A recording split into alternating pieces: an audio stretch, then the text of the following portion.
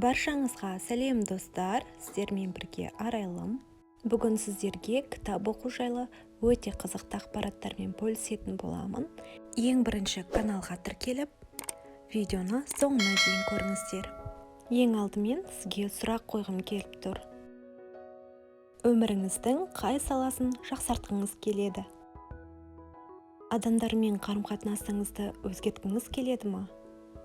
Денсаулығыңызды жақсартып, салауатты өмір салтына көшуді ойлап жүрсіз ба? Әлде қаржылай сауаттылығыңызды арттыруды қалайсыз ба? Мүмкін өзіңізді бағалап, тұлғалық дамытқыңыз келетін шығар. Олай болса, сіз жергілікті кітап дүкендеріне барып, немесе интернет сайттарынан кітаптарға бір шолу жасап шығыңыз.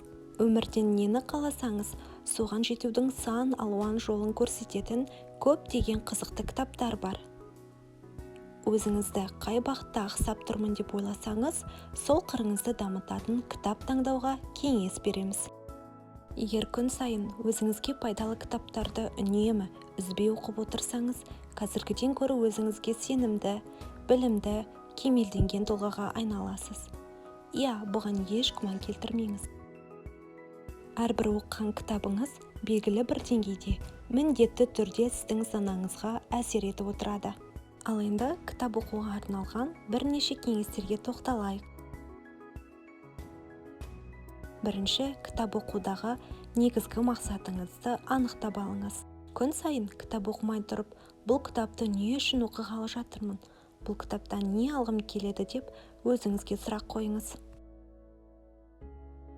Екінші, кітап оқу барысында өзіңізге ұнаған цитаталарды, қызықты ойларды жазып алыңыз.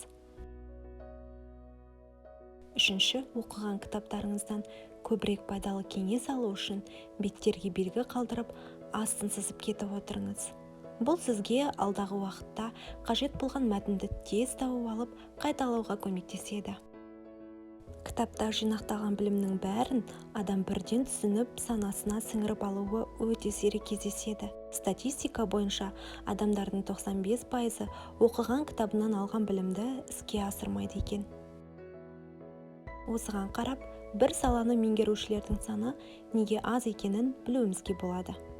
Жалпы, кез келген саланың биік шыңына жету үшін қайталау өте маңызды. Мысалы, сіз белгілі бір спорт түрін меңгеру үшін бір сабаққа қатысу жеткіліксіз. Бір ғана техниканы меңгеру үшін күн сайын жаттығу жасап, қайталау керексіз. Сол сияқты, өміріңіздің сапасын жақсартатын кітаптарды да қайталаудың пайдасы өте зор.